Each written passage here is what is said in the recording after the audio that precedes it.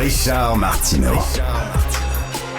Merci à l'équipe formidable qui m'appuie, m'entoure et me conseille. Sébastien Laperrière, Maxime Sayer, Alexandre Moranville-Ouellette, Maxime Trouleau et Olivier Guillet qui était là, bien sûr. Merci beaucoup. On est vendredi à 20h à LCN. C'est ton émission, Sophie, dans le blanc des yeux. Et tu reçois la politicienne la plus populaire au Québec. La plus appréciée. Alors, il faut faire attention, c'est que chaque année, la firme Léger fait un sondage et demande sonde l'opinion des Québécois sur les politiciens fédéral, provincial, municipal.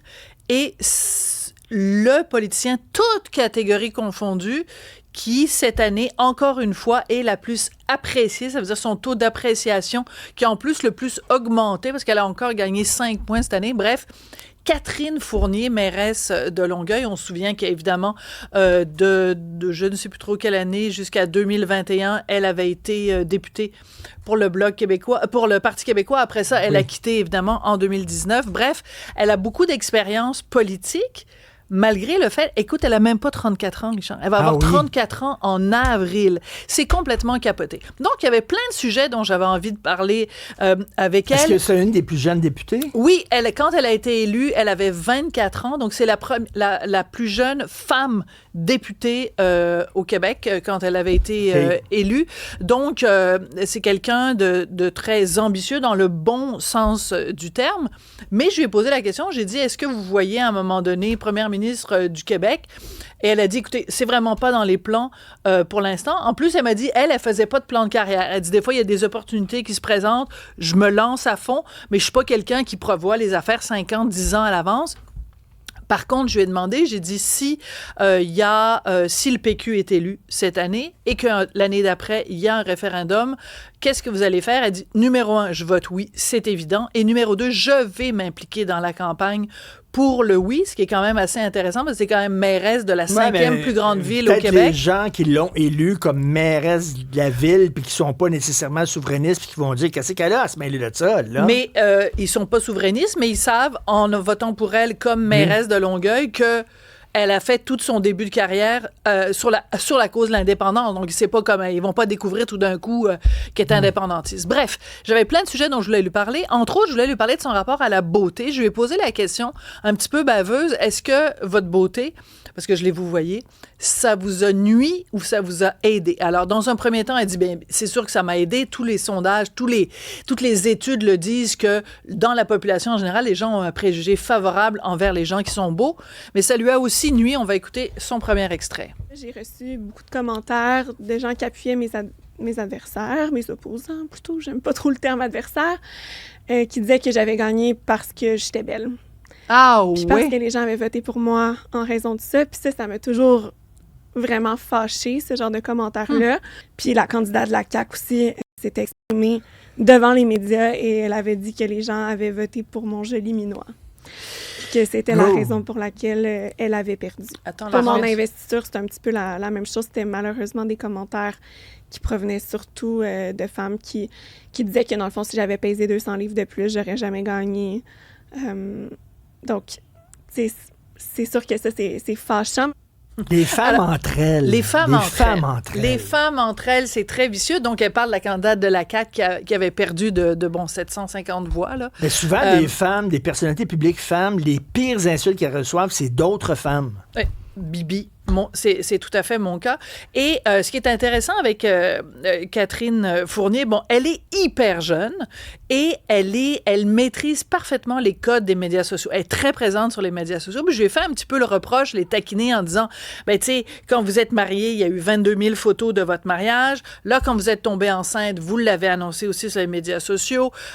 Quand vous avez appris que c'était un garçon, vous avez fait ce qu'on appelle un gender reveal avec le gâteau, avec une part de gâteau bleu. Tu sais, j'ai posé la question, êtes-vous obsédée? Elle dit oui, je suis accro aux médias sociaux. Elle le dit? Oui, elle le reconnaît. Là. Exactement. Et là, je lui ai parlé d'un truc que moi, je trouve super intéressant. C'est que elle participe chaque année, elle va à Hochelaga. Puis une année, elle avait mis des photos d'elle à Hochelaga, vraiment mini-jupe, t-shirt bedaine. c'est comme ça que le monde s'habille quand tu vas à Oshéaga. Mais il y a plein de gens qui lui avaient reproché ça en disant c'est pas digne d'une mairesse de mettre ces photos-là. Voici sa réponse. Je sais que ça avait fait quand même un grand bruit. C'était dans ma première année de mairesse. Puis je m'étais questionnée, je me disais, est-ce que je les publie, les photos, ou pas? Puis je me suis dit, c'est ma vie. Je suis allée à Oshéaga, j'ai eu un bon moment avec mes amis. Mes autres amis de 30 ans partagent ce genre de photos-là. Pourquoi moi? Parce que je suis mairesse, je pourrais pas les partager. Puis je me suis dit, au contraire, dans le fond, puis j'en étais consciente que en partageant ce genre de photos-là, d'une femme qui a des responsabilités importantes, mais qui montre qu'elle est aussi une jeune femme qui peut avoir du plaisir avec ses amis, je savais que ça envoie aussi un certain message politique, dans le sens où je participe peut-être à rendre plus légitime le fait d'avoir des responsabilités sérieuses, mais aussi d'assumer d'autres côtés de sa vie de femme, là, dans ce cas-ci. Olivier, qu'est-ce que t'en penses? Moi, je trouve ça correct de voir ça. Une jeune mairesse s'afficher, pareil comme j'allais dire une jeune fille, mais vous comprenez ce que je veux dire. Une jeune adulte qui profite de la vie, qui va voir. Comme ses chums, comme une personne normale. Moi, ça me rejoint bien raide. Là. Moi aussi. Puis c'est intéressant parce que, tu sais, elle est toute douce, Catherine Fournier, puis tout ça. Mais t'as vu dans l'extrait tout à l'heure, quand je parlais de la beauté, puis tout ça, tu sais, là, elle devient lionne, là. Tu sais, là, elle défend son territoire. Donc, on est revenu sur la fois où elle avait été agressée sexuellement par Harold Lebel. Elle a dit, moi, je veux pas être définie par ça. Puis là, je me sentais un petit peu gênée de lui en avoir parlé pendant l'entrevue parce qu'elle dit, moi, je suis vraiment, tu sais, c'est comme, j'aimerais ça être reconnue pour autre chose que ça. Mais elle dit, ça me dérange pas qu'on m'en parle, mais je veux pas que ce soit ça qui me définisse. Fait que, écoute, une entrevue vraiment super intéressante avec une femme qui a beaucoup de caractère. Elle n'est pas allée au mariage de Pat Lagacé? Alors, je lui ai posé la question. Donc ça, c'est drôle. Elle est allée au mariage de Pat Lagacé, puis c'est une femme en politique. Ouais, mais... Alors, je lui ai posé, évidemment, la question pour savoir la réponse. Évidemment, il va falloir écouter ça à 20h ce soir. Mais donc, en fait, en gros, ce qu'elle me dit, parce qu'il y a plein de gens qui disaient, ouais, c'est un peu gênant quand même, parce que, tu sais, c'est la proximité entre le politique et les médias, puis tout ça, ben, elle dit, d'abord, moi, je suis pas... mon amie, c'est pas Pat Lagacé, c'est la blonde, enfin maintenant la femme de Patrick Lagacé. Puis j'ai dit, pourquoi vous avez mis des photos, tu sais, vous auriez pu rester... Elle dit, par souci de transparence. Elle dit, si j'avais caché les photos, les gens auraient dit, voyons, pourquoi t'as caché le fait que t'es allée là? Elle dit, je suis allée là, puis j'ai parfaitement le droit d'aller au mariage de quelqu'un que j'aime et que j'apprécie.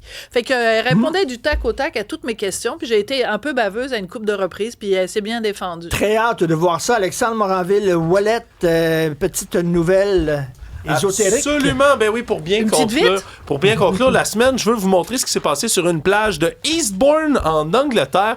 On peut montrer, c'est une marée de frites. Oui, il y a 75 cm d'épais de couches de frites qui s'est répandue partout ces plages avec des oignons puis des bananes parce qu'il y a des porte-conteneurs qui sont tombés à l'eau. Ça a créé une marée de frites. Les goélands devaient être fous. Non seulement ça, le problème, c'est qu'il y avait plein de sacs de plastique. La communauté a dû se regrouper pour être capable d'aller tout nettoyer ça puis d'essayer de ratisser les frites sur la plage. Tu me donnes le goût de manger des frites. Bon week-end tout le monde, lundi, 15h.